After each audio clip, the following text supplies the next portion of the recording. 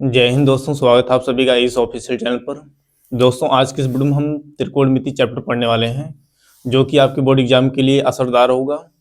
मैं इस वीडियो में केवल और केवल कंसेप्ट बताने वाला हूं, ताकि उदाहरण के क्वेश्चन और प्रश्नावली के क्वेश्चन आपको एकदम आसान लगेगा।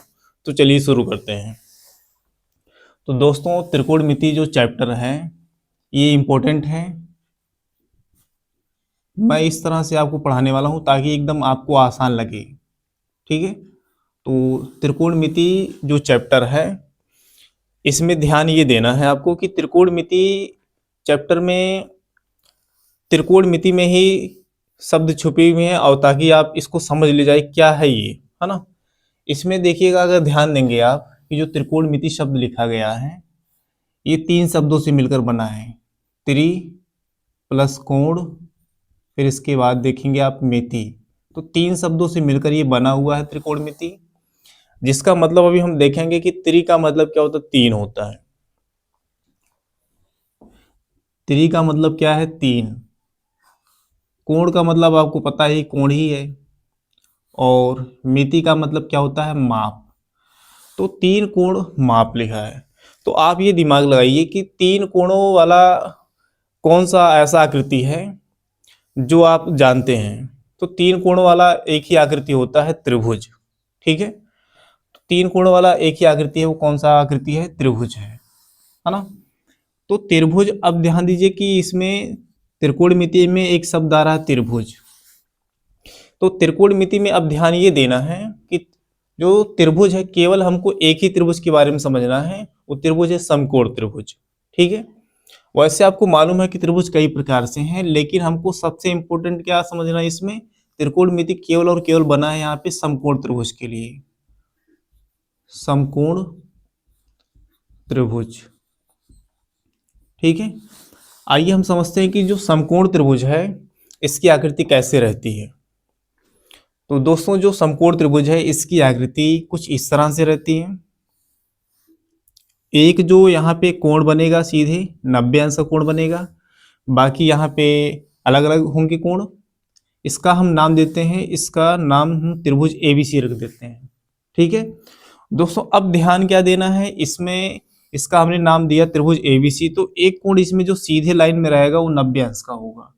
अब इसमें कुछ बातें आपको ध्यान ये रखना है कि AC साइड जो लिखा है या AB साइड लिखा है या BC साइड, तो ये जो भी भुजाएं हैं AB, AC, BC, इन सब के नाम होते हैं। ठीक है, लेकिन नाम किस प्रकार से होता है ये ध्यान देना है। मान लेते हैं अभी हम थीटा कोण मान लेते हैं। ठीक है, इसको हम मुख्य मान लेते हैं कि ये कोण आपका थीटा है। तो अब ये ध्यान देना है कि AC साइड का नाम क्या होता है त्रिभुज में, या BC साइड का नाम क्या होता है, या AB साइड का नाम क्या होता है। तो अब ध्यान देना है कि इसको हम दो तरीके से आपको बताने वाले हैं, दो कंसेप्ट पर सवाल बनाना होता है। तो पहला कंसेप्ट क्या कैसे रहता है इसमें, पहला कंसेप्ट दोस्तों यही। अब त्रिभुज हम पहले बना देते हैं। त्रिभुज, एक त्रिभुज हमने बनाया, मान लेते हैं ABC। आपको अभी मैंने बताया कि एक कोण सीधे जो रहेगा 90 अंश कोण बनाएगा। अब हमने यहाँ पे B कोण को हमने मुख्य मान लिया।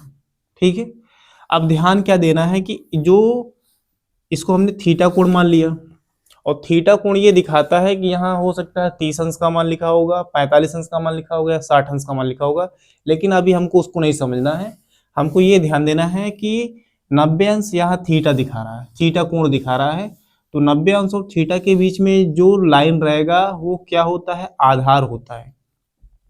ठीक है, आपको ये दिमाग में रखना है कि 90 अंश और थीटा के बीच में बने लाइन को हम क्या कहते हैं, आधार कहते हैं। अब बातें आपको आगे ध्यान देना है कि थीटा के सामने वाला साइड हमेशा लंब होगा। थीटा के सामने वाला साइड क्या होगा दोस्तों, लंब होगा। और 90 अंश के सामने जो सबसे बड़ी भुजा आपको दिखाई पड़ रही है इसको हम बोलते हैं कर्ण। ठीक है, तो अब एक ही बात आपको खास ध्यान रखना है कि 90 अंश और थीटा के बीच में बनी लाइन को हम क्या बोलते हैं, आधार। थीटा के सामने वाले साइड को क्या बोलते हैं, लंब। और 90 अंश के सामने वाले साइड को क्या बोलते हैं, कर्ण। तो दोस्तों ये तो विशेष बात है, लेकिन इसके अलावा सबसे इंपॉर्टेंट पार्ट क्या है कि एक और यहाँ पे हम त्रिभुज पहले बना रहे हैं। ठीक है, अक्सर इसी में कंफ्यूजन होता है, तो अब इसको कंफ्यूजन को मैं दूर करने वाला हूँ। तो एक त्रिभुज फिर से बना रहे हैं इसमें। यहाँ हमने ए बी सी लिया, ठीक है। अब हमने क्या किया, अभी सीधे मैंने बताया कि जो लंबवत रहेगा वो 90 अंश का कोण बनाएगा। अब हम एक काम करते हैं, यहाँ पे सी कोण को हम मुख्य मान लेते हैं, है ना। सी कोण को हम मुख्य मान लेते हैं, यहाँ पे थीटा कोण से दर्शा दे रहे हैं। अभी आपको दिमाग लगाना है, अभी मैंने बताया कि थीटा और 90 अंश के बीच वाली लाइन को हमेशा क्या बोलेंगे, जो ये लाइन बन रही है ये भुजा को हम क्या बोलेंगे, आधार बोलेंगे, ठीक है, आधार बोलेंगे। और थीटा के सामने वाले साइड को हमने अभी आपको बताया था कि लंब, थीटा के सामने वाला साइड क्या होगा, लंब होगा। यानी कि अब दिख रहा होगा कि ये साइड अब सामने वाला नीचे वाला अब लंब हो गया। कब हुआ, जब हमने यहाँ ऊपर वाले कोण सी को हमने मुख्य कोण मान लिया, ठीक है। तो विशेष यही ध्यान देना है कि थीटा और 90 अंश के बीच में जो बना लाइन रहेगा वो क्या होगा, आधार। लेकिन थीटा के सामने वाला साइड क्या होगा, लंब हो जाएगा, ठीक। 90 अंश के सामने वाला साइड अभी जस्ट हमने आपको बता दिया है कर्ण ही होता है। तो ये दोस्तों दोनों आपको देखना है चित्र, पहला त्रिभुज और दूसरा त्रिभुज, दोनों में यही ध्यान देना है कि कब आधार कौन होगा, कौन लंब होगा, कौन कर्ण होगा। कर्ण तो आसान है, 90 अंश के सामने वाला साइड क्या होगा, कर्ण। थीटा के सामने वाला साइड क्या होगा, लंब। यहाँ भी वही चीज मैंने आपको बताया है ना। बाकी आप थीटा और 90 अंश के बीच में बना जो लाइन रहेगा, रेखा रहेगा, वो क्या होगा, आधार होगा, ठीक। अब दोस्तों हम यहाँ पे आगे देखेंगे कि जैसे लंब और कर्ण, या लंब आधार और कर्ण आधार, इनका त्रिभुज में अनुपात होता है ना, अरे सॉरी, त्रिकोणमिति में कुछ अनुपात होता है। त्रिकोणमिति में क्या अनुपात होता है, आइए देखते हैं उसको।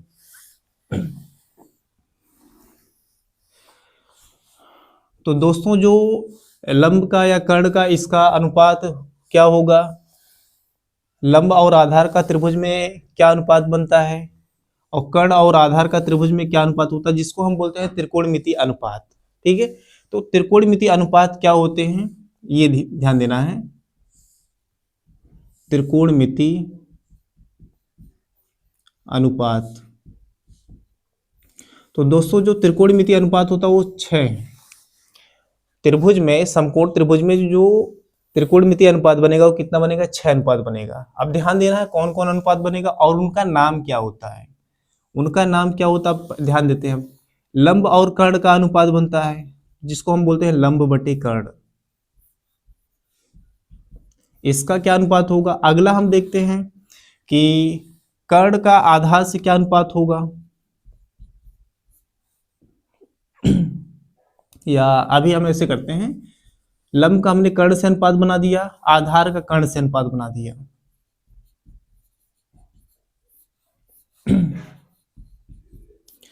और अगला जो है इसमें हम लंब का आधार से अनुपात बना दे रहे हैं।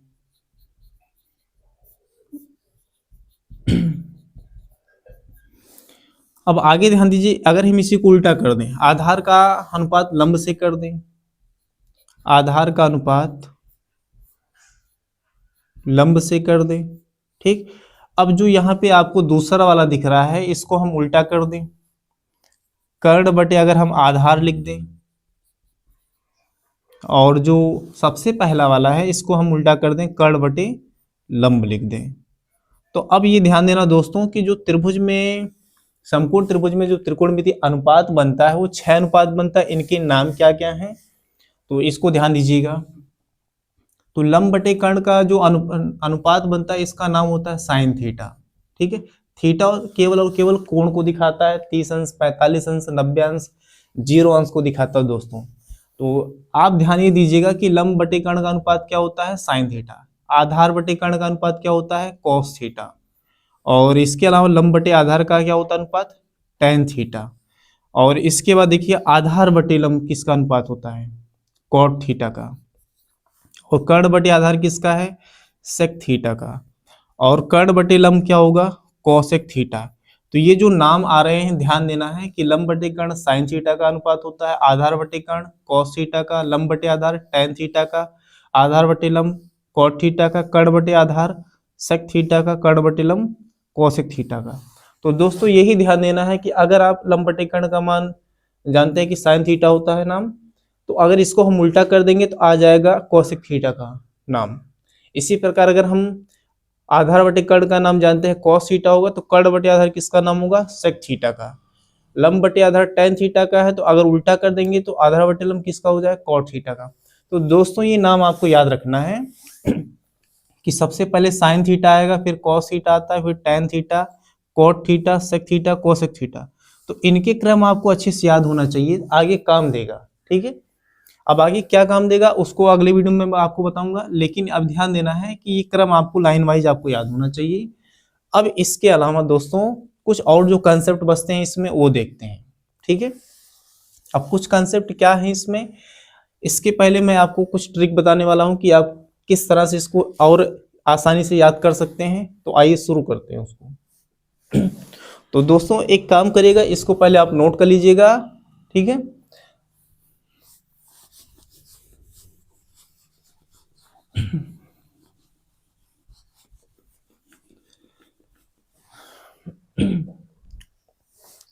तो दोस्तों अब मैं इसको ट्रिक के माध्यम से बताने वाला हूं कि कैसे आपको याद रखना है। ठीक है,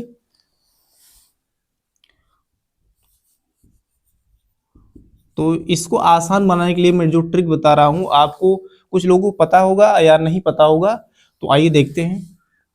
वो ट्रिक क्या है, लाल बटे कक्का। ठीक है, इसके माध्यम से आप इस पूरे कंसेप्ट को याद कर सकते हैं जो त्रिकोणमितीय अनुपात बन रहा है। तो आप अगर ध्यान देंगे इसमें ये लाल बटे कक्का लिखा है, इसमें अनुपात कैसे बनाना है। पहला आप अगर ध्यान देंगे यहां लिखा है यल बटे के, यल बटे के। तो जस्ट अभी हमने आपको बताया था लंब बटे कर्ण क्या होता है, साइन थीटा। तो लाल बटे का कम जो पहला पार्ट अगर देखेंगे इसको तोड़ तोड़ करके, तो लंब बटे कर्ण किसका मान होता है, साइन थीटा का। और आधार बटे कर्ण दिख रहा होगा, आधा ए बटे के, मतलब ए मतलब आधार, के मतलब कर्ण, आधार बटे कर्ण किसका मान होता है, कास थीटा का। फिर तीसरा देखेंगे यल बटे ए, तो ये किसका मान होता है, टैन थीटा का। लंब बटे आधार अभी जस्ट मैंने आपको वहां देखिए बताया। ठीक, अब करते हैं क्या है, जैसे मैंने आपको बताया कि त्रिकोणमिति में अनुपात में 6 मान होते हैं। 6 मान में अब ध्यान देना है कि अगर इसको आप उल्टा कर दे, आधार बटे लंब अगर बोलते हैं अब आधार बटे लंब, तो ये हो जाएगा कॉट थीटा का मान। अगला जो इसमें कर्ण बटे अगर आधार आप बोलते हैं, कर्ण बटे आधार, के बटे ए मतलब कर्ण बटे आधार, तो किसका मान हो गया, सेक थीटा का। फिर जो पहला अब उल्टा कर देंगे कर्ण बटे लंब, के बटे यल, तो ये किसका होगा, कोसेक थीटा का। तो दोस्तों इस ट्रिक के माध्यम से आप डायरेक्ट याद कर सकते हैं, और जो कि एकदम आसान है ये। ठीक है, अब एक कंसेप्ट और बचा हुआ है कि सवालों को कैसे बनाना है, जो प्रश्नावली का शुरुआत के क्वेश्चन है या उदाहरण के क्वेश्चन है। तो एक इसको अब आशा करता हूं कि आपको समझ में आ गया होगा। अब हम एक कंसेप्ट और बताते हैं कि सवाल आपको आसान ताकि बन जाए। तो अगला कंसेप्ट क्या इसमें है कि पाइथागोरस प्रमेय, पाइथागोरस प्रमेय। तो दोस्तों पाइथागोरस प्रमेय क्लास 7 से ही स्टार्ट है। तो आइए देखते हैं कि पाइथागोरस प्रमेय क्या है। जैसे दोस्तों मैंने आपको बताया कि एक समकोण त्रिभुज है, समकोण त्रिभुज है, तो समकोण त्रिभुज में एक कोण तो अभी बताया मैंने आपको कि 90 अंश होगा। इसका नाम हम देते हैं इसका, चलो ए बी सी। तो कोण सी इसमें 90 अंश है, और एक कोण हम इसको मान लेते हैं मुख्य कोण थीटा। तो थीटा के सामने वाला साइड क्या बताया था मैंने आपको, लंब बताया था, और 90 अंश के सामने वाला साइड क्या बताया था आपको, कर्ण बताया था। ठीक है, थीटा और 90 अंश के बीच वाली लाइन को हमने क्या बताया था, आधार बताया था। दोस्तों ये अभी मैंने आपको बताया था, है ना। अब इसमें समझना क्या कि पाइथागोरस प्रमेय क्या है। तो दोस्तों ये जो सबसे बड़ी साइड है कर्ण, है ना, कर्ण जो सबसे बड़ी साइड इसमें कौन सा है, कर्ण है। अगर इसका हम स्क्वायर कर दें, वर्ग कर दें, तो ये ध्यान दीजिएगा लंब के स्क्वायर के और आधार के स्क्वायर के एकदम बराबर आता है। ठीक है, पाइथागोरस प्रमेय यही है। तो आइए देखते हैं। तो पाइथागोरस प्रमेय क्या है, पाइथागोरस प्रमेय तो जो कर्ण का अगर आप स्क्वायर करते हैं या वर्ग करते हैं, तो बराबर किसके आता है, बराबर आता है लंब के स्क्वायर के प्लस आधार के स्क्वायर के। ठीक है, तो ये कंसेप्ट आपको याद रखना है कि पाइथागोरस जो प्रमेय दिखाता है वो सबसे बड़े, जब जो सबसे बड़ी साइड का अगर आप स्क्वायर कर रहे हैं तो बाकी साइड के स्क्वायर की क्या होगा, वो बराबर होगा। ठीक है, तो दोस्तों उम्मीद करता हूँ कि ये सभी पॉइंट आपको समझ में आए होंगे, और अगले वीडियो में आपको इस पर आधारित जितने भी सवाल हैं, चाहे उदाहरण के चाहे प्रश्नावली के, है ना, प्रश्न को लगाने वाला हूँ। तो यदि आप चैनल पर नए हैं तो चैनल को सब्सक्राइब करिएगा। मिलते हैं नेक्स्ट वीडियो में, जहां पर क्वेश्चन को एकदम आसानी से मैं लगाऊंगा। ठीक है, तब तक के लिए आप सभी का धन्यवाद।